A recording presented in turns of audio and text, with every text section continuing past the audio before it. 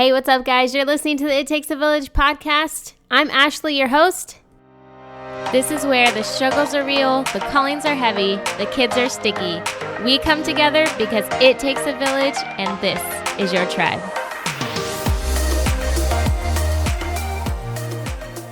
Hey, what's up, guys? I'm really excited for you to hear this episode with Dr. Laura Markham and I on peaceful parenting. Not going to get into it too much here because I'm going to, in a few minutes, let you guys hear the episode and just get to it. But if you guys want to go to theashcarroll.com and check out the new video series I have up, because I have put together moms who can really speak life to you in certain areas, like how to say no without feeling like a jerk, how to find your mom tribe, ways to love your body again.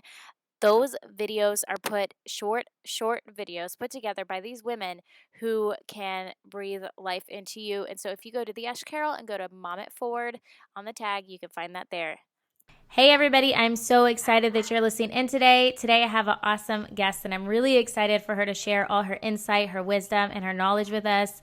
And that is with Dr. Laura Markham. Dr. Laura, I am so grateful for you to be on. Thank you for taking the time out to hang out with me today. I'm delighted to be with you today.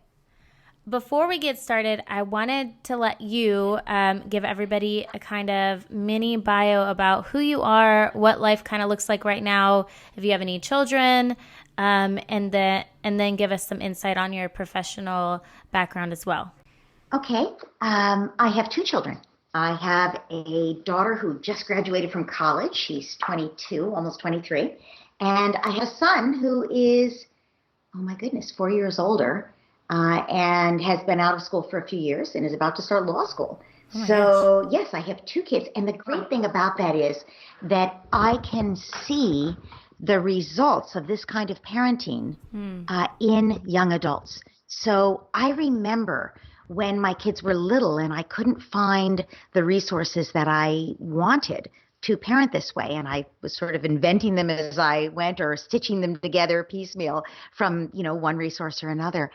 And I remember thinking that no one I knew had raised their kids this way. And would it actually work? How would they come out? Yeah. The research implied they would be fine. Great. But how do you know? Right. Yeah. So I'm happy to tell you that, and it's not just my kids. I've seen many, many children now grow up with the peaceful parenting approach. And these kids are more emotionally intelligent. And it doesn't mean their lives are perfect. It doesn't mean they're perfect. They're human like everybody else. But it does mean that they are less anxious. They're less self-sabotaging. They're more able to regulate and to manage themselves. They're more able to achieve their goals because they're more able to manage their own anxiety and their own upsets, to overcome the hurdles that life will inevitably throw at us, so that they can pursue the things that are most important to them. So I love being at this. You said, what does life look like right now? For me as a parent, life is a wonderful coming together of my professional approach and my personal life. Yeah.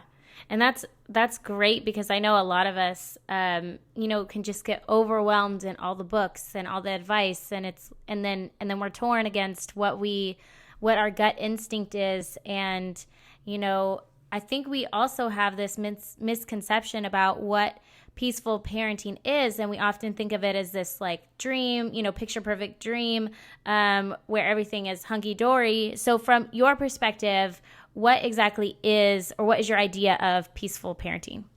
Well, you're right. There are a lot of misconceptions.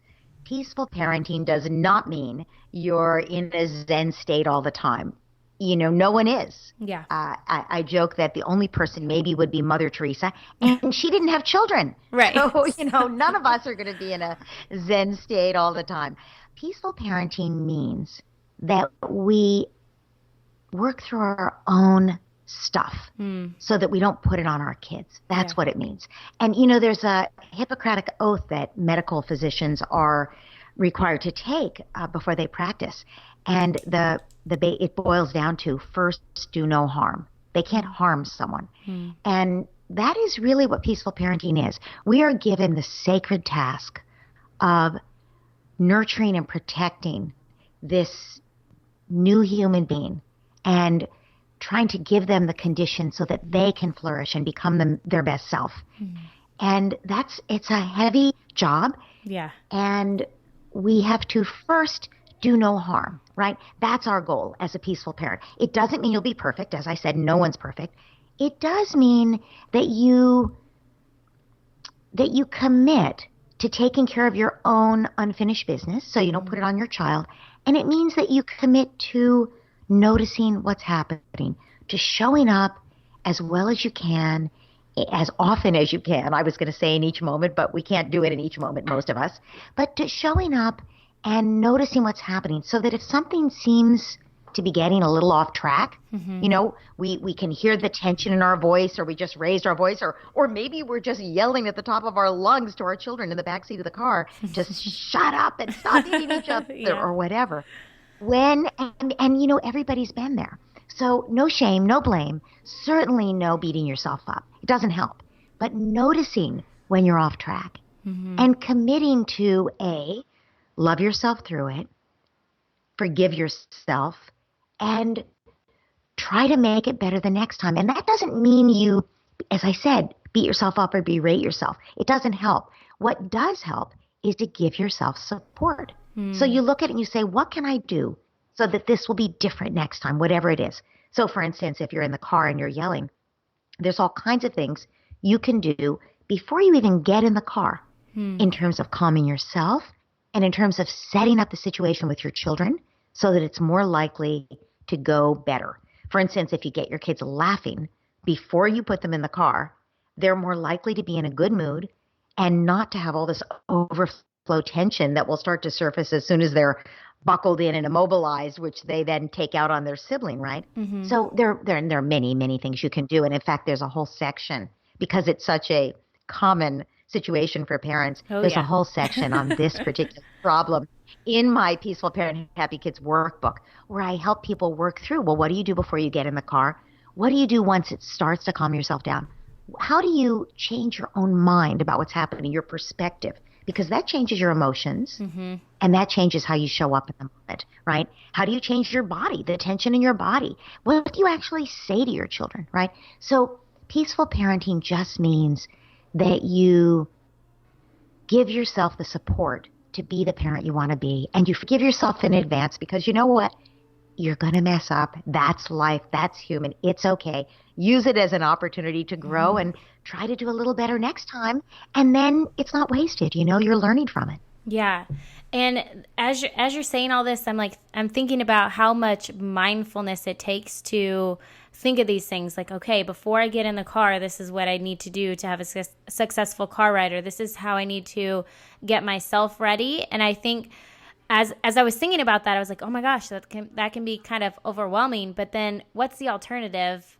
Like, if I don't do these things, then what is the amount of energy that I'm going to have to use anyways towards my kids, and probably so much more if they start fighting than and I'm dealing with my own emotions and all these things. And so when you compare it like that, when you put them side by side, I'm like, well, it's a no-brainer. I'd rather do the work beforehand than to dealing with the blow up mess afterwards, and so that was really insightful for me just now.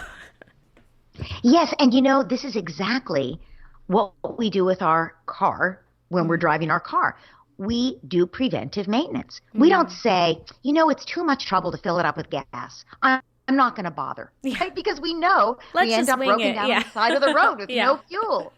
Right. We don't say, I'm not going to do tune-ups. I don't believe in tune-ups. They're too much work. I'm not going to do an oil change. I know some people recommend that, but really it's too stressful for me to do an oil change. No, you do the oil change or your engine seizes up. So what I recommend to parents is to think in terms of preventive maintenance, things you can do every day or every week. Some are every day and some are every week. And you will find that your life will work a lot better and more smoothly, and you have a lot fewer emotional breakdowns with your children. Yeah. And your books are, you're a best-selling author, these Peaceful Parent, Happy Kids, How to Stop Yelling and Start Connecting. That book was amazing. And then you came out with a workbook, which I love, because a lot of the times, we read something so great and we're like, yes, I want that. Okay, but how do I do that? Like, how do I work through this? Right. And so I really love that you had this workbook, and so many parents have, a claim to your books having helped them break through with their children in those crazy hair pulling moments. But most say, and I feel like this myself, my biggest struggle is getting ourselves over the yelling, and that being the hardest obstacle for ourselves. Why do you think that that's such a struggle for us? Well, I think it's a struggle because we're human, and the way humans are designed, we learn in the first 7 years of our lives how to operate in most situations. So we see our parents, and when our parents model for us yelling as a way to solve problems or handle emotions, we automatically learn that way of being. And so much of what we do, if you think about it, is outside of conscious awareness. You said a minute ago, it takes so much mindfulness to think of this before you get in the car. You're right, because we're on autopilot. We're just trying to get our kids to get their shoes on and make sure we don't forget our keys and the wallet. Yep. And, we're trying not to be late. It's all automatic, right? And so think about the things that we learned before we were 7 that we never even, they're all in implicit memory. They're not even explicit because the hippocampus wasn't fully online yet, which is how we organize our memories later. But in the first 7 years, memories just go sort of default like a sponge right in there, and they're just sort of the how-to. They influence the mood we're in when we wake up in the morning, the mood we're in all day, our emotional reaction to most things. Most of what we do is out of conscious awareness. And the way I think of it, mindfulness, is that we are constantly bringing our attention, our conscious attention, and our focus to what's actually happening, into our bodies, into our emotions, into just noticing what's going on with our mind. It's like shining the light of conscious awareness on what's happening. And when we do that, we have a choice of what to do. But until we do that, we just automatically do what was modeled for us, which for many of us is yelling. Yeah. Yeah, that's really interesting. I grew up in a yelling home, and so I can remember that, my dad would work on the car out in the driveway, and something would go wrong, and he would yell and throw his tools and all these things. And so what are some tips? Because for me, that's the whole walking away and like gathering myself is not natural for me. That's something that I'm going to have to like work really hard and be really mindful about. But what are some tips for the listeners who struggle controlling their temper? What are some things that we can do to keep our cool? Well, you won't keep your cool because you're human and you have so you won't keep your cool.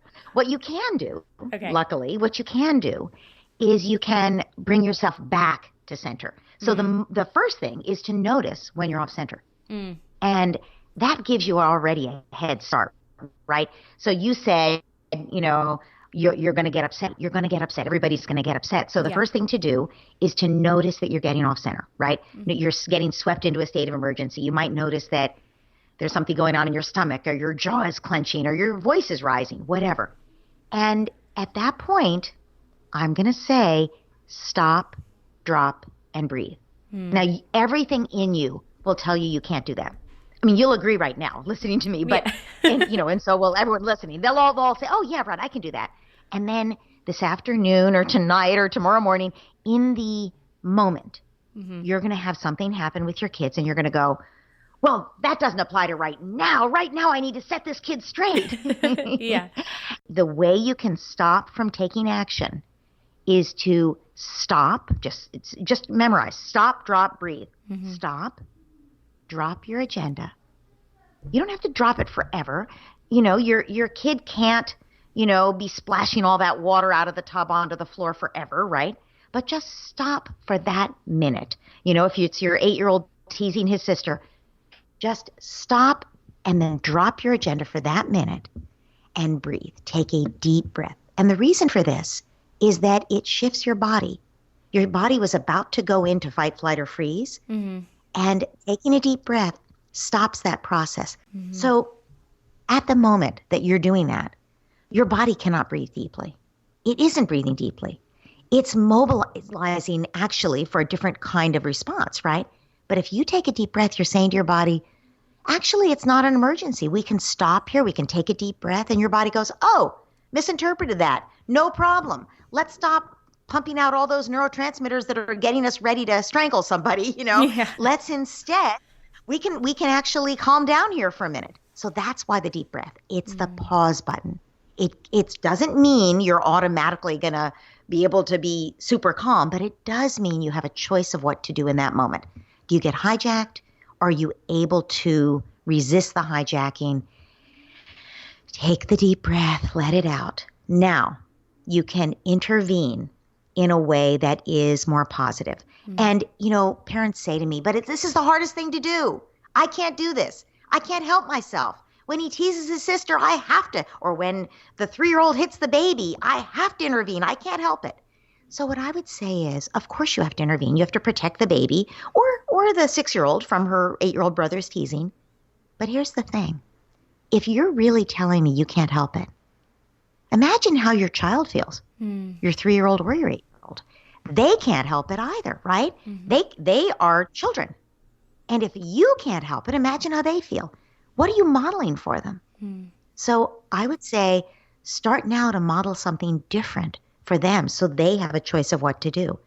And every time you're able to resist acting on your anger, every single time, you're going to find it really difficult in the beginning. But every time you're rewiring your brain, and it gets a little easier.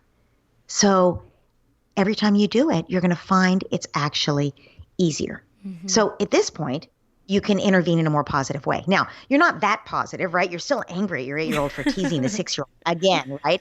But what you can do is remind yourself, sort of pull back your lens so you see a bigger picture. Remind yourself that this is the same 8-year-old who was so sweet this morning, maybe to his sister or to you or to the dog. This is the same 8-year-old who was being teased in school. This is the same 8-year-old who is really jealous because the 6-year-old, younger and gets a lot of attention.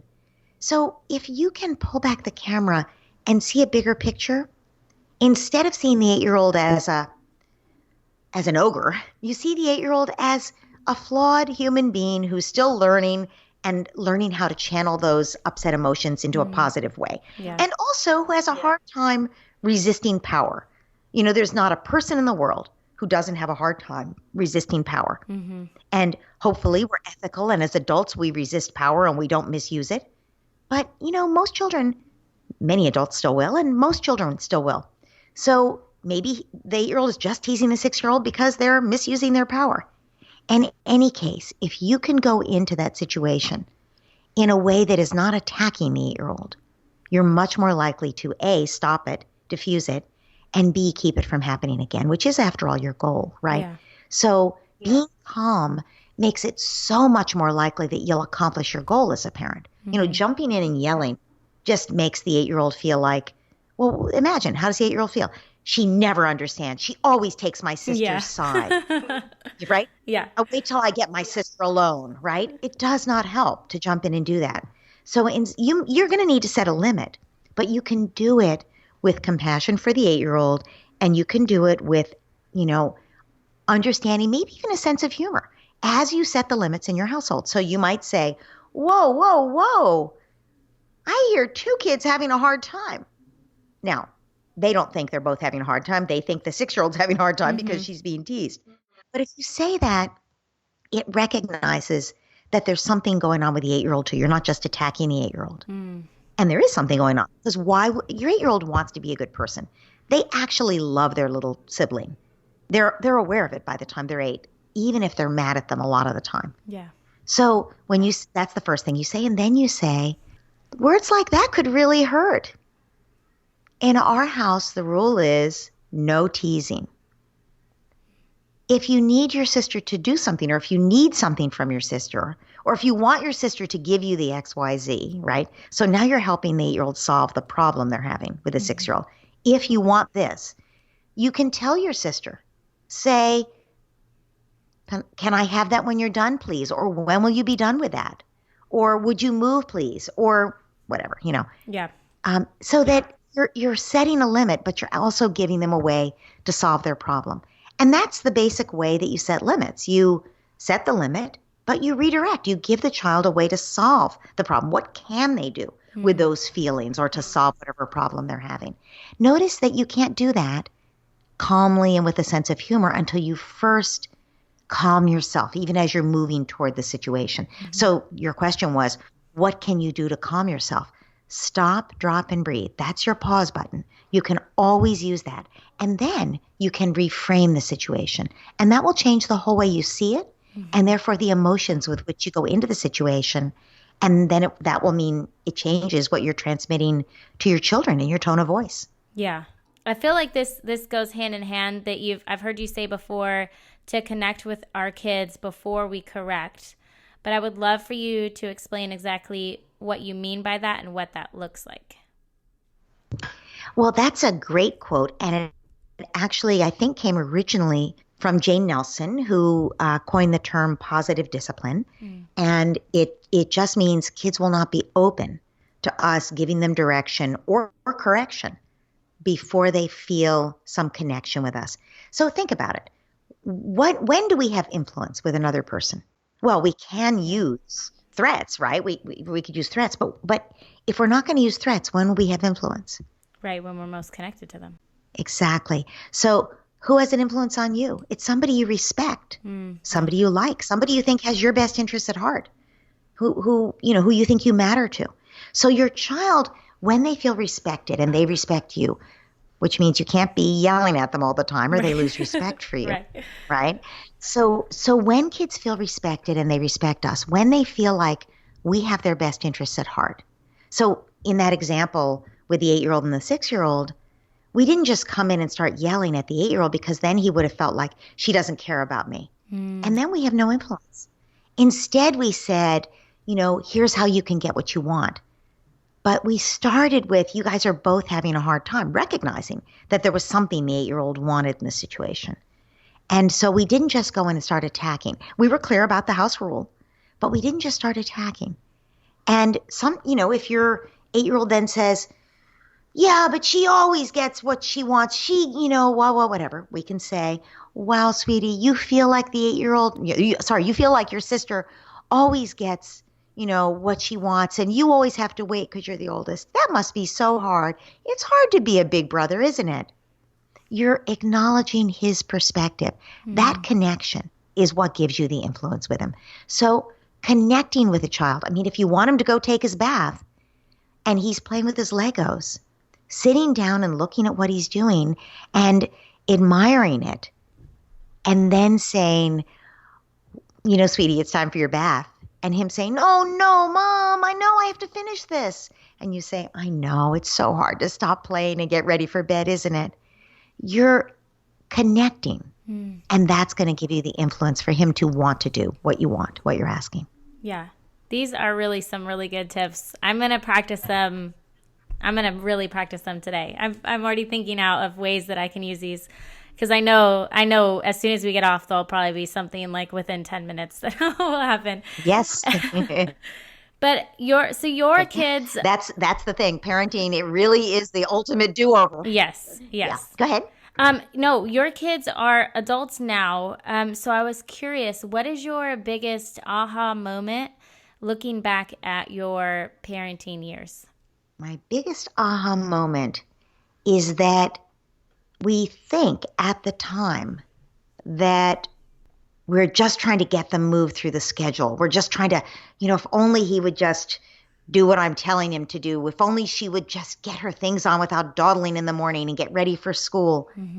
And we have it seems like things can be such a struggle sometimes. But my biggest aha moment would be that's the stuff of everyday life. And that's your opportunity to A, connect with your child, and B, raise the child you want to raise. So every single thing that is a struggle, you could look at and you could reframe it as an opportunity to understand your child, to connect with them, to create a warm interaction, and to understand them and help them feel understood so that they begin to develop emotional intelligence, which is what allows them to manage themselves better.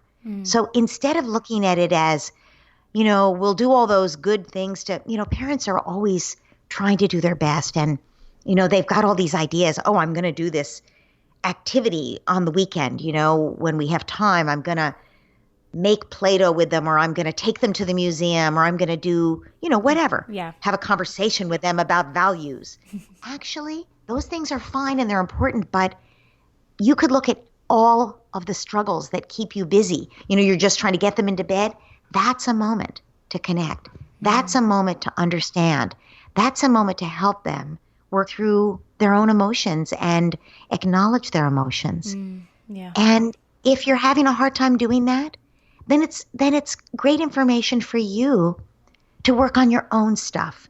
You mentioned my workbook, the first book, Peaceful Parent, Happy Kids, and then the workbook. The reason I wrote the workbook is that parents were asking me for something they could use to stop yelling and also to work on their own issues. Because Peaceful Parent, Happy Kids has all the theory. It has the 3 big ideas about how to parent this way. One is to regulate yourself. The second is to connect with your child, both of which we've talked about a lot. And the third one is to coach your child, to emotion coach, help your child with their emotions, help them be their best self, and you won't have to ever punish. And punishment actually gets in the way of your relationship, of your connection. So it reduces your influence. So it's always going to sabotage your ability to have your kid cooperate with you. So Peaceful Parent, Happy Kids gives you those 3 big ideas. But parents were saying to me, I can't implement them. Some parents said they implemented them fine, but others would say, I can't implement them because my own big emotions get in my way. So when that happens and you have struggles in daily life and you just can't use them to break through with your child and connect and foster understanding, that's understandable. That's human. So use that as an opportunity to work on your own stuff. And that's what my workbook is about. It really walks you through exercises and you don't have to do it in any particular order, but I've had moms actually tell me that they use it every night. They either do one exercise themselves or they do one with their husbands or their partner, and that it helps them get on the same page. So you can use so the big aha moment for me is you can use what's happening that seems like a roadblock. You can use it as a breakthrough. I will definitely share on the podcast show notes, if you guys are listening, all the links to find her and the books as well to get Dr. Laura's resources. But before we end, I wanted to ask you these 3 last questions really quickly. The first being, what is the most influential book that you've read? Oh, that's impossible. I have thousands of books. I can't possibly say one, because I think at different times in your life, that's true. different books would be important to you, right? Yeah. So, and I read research articles. I would say I would, at this moment, I would say, well, I was going to try to give that, but I think I would even do that. You know what I'm going to say? I'm going to say meditation, because it's not a book, but it is your access to your wisest self. And so I would say that more than any book I've ever read or any therapy that I've ever experienced, I would say meditation has changed my life. So if I were going to make one recommendation, and I know parents do not have time to sit down and meditate for an hour a day, that's okay. Spend 5 minutes, even 5 minutes, repeated every single day, will rewire your brain. It will make it more possible for you to control yourself, to self-regulate in those tough moments, and it will give you access to your wisest self. So, and if you can do it for 10 minutes, great. And, you can start with 5. And meditation is really hard. It took me years to get to the meditation practice I have, but not one of those days where I meditated was wasted, I would say. And not one of those, and I've done so many different methodologies, not one was wasted. I would say find a meditation that is 5 minutes long, if you're not a meditator now, that you can listen to that's online for free. There are many of them. And you can even find some that I've done that are on my website, but there are many wonderful ones online. And you can just, listen to that. It's a guided thing for 5 minutes. And you can, if your baby wakes you up in the morning and so you can't get up 5 minutes earlier than your kids to do it last thing before you go to bed for 5 minutes. Mm-hmm. But just find do it in your car when you leave work, before you pick up your child at daycare. Do it just at the same time every day if you can, so you're not tempted to skip it, because otherwise you will. 5 minutes a day will eventually lead to longer amounts. And as you'll use that one for as long as it's useful, that guided meditation, mm-hmm. and you'll find your way to other ones. And I think it will change your life. Yeah, that's a really good idea. I mean, because at some point I think we all prolong or procrastinate, when we're in the car, we sit there for a few minutes. So if we're actually mindful with that time, that would be really beneficial. My second question to you, which you kind of answered it in the first, but maybe there's something else that you love to do, but what is your favorite form of self-care, or something that you love to do that really fills you up? Well, for me, it's gardening and being out in nature. I mean, I would have said meditation, but we've already covered that, so I would say that. But, for everyone, it's different. For some people, it's working out. I actually think that I would say that for all of us, biologically speaking, laughter. Laughter is something that I didn't grow up being playful. And I think my children taught me to be playful. Mm-hmm. And then I read the research that said laughter is the best medicine for all of us. And so this anxious, tense culture, like everyone else, I can get, so I call her Miss Fretful or Miss Tense and Anxious. If I realize, oh my goodness, wait a minute, I'm veering toward her today. Okay, let's stop. Right. And one of the ways to just break that, break that spell, because that's almost what it is. It's almost like we start thinking we have to be that way to handle everything. And one of the ways to break that is just laughing. I used to, when my kids were teenagers, I would just pick up a pillow and start off the couch and start a pillow fight with my kids and throwing, pillows at them. And, we would all be laughing. And, it's just a great way to shift gears, to transform your body chemistry, to lower the stress hormones, and to increase the feel-good hormones. So laughter is a wonderful thing to do for yourself every day if you can find ways to do that. Yeah, that is so true. My last question for you is, if you could empower women in one way, what would it be? I would say love yourself. You don't have to be perfect to love yourself. Nothing has to change to love yourself. You can forgive yourself for every single thing you've ever done, even those times that you look back on and you feel mortified, even those times that you would be completely embarrassed about. It's okay. You don't have to be perfect. You're human. Let it go. Forgive yourself, because you can only give your child what you have inside. So start today being emotionally generous to yourself. When you asked about self-care practices, this is the number one self-care practice, is compassion for yourself. Because if you can be emotionally generous to you, you will blossom. You will be your best self. And you'll have, I think of it as sort of parking yourself on a clear, cool spring, just bubbling out of the ground. And if you can put yourself there, it will bubble up through you and you'll fill your own pitcher. And then you'll have plenty to share. But, life will knock you off that spring. That's the way life is. So it's our job, and meditation does this, it's our job to put ourselves back on that spring and tap into that sort of, that wisdom and that love, that compassion, giving that compassion and emotional generosity to you.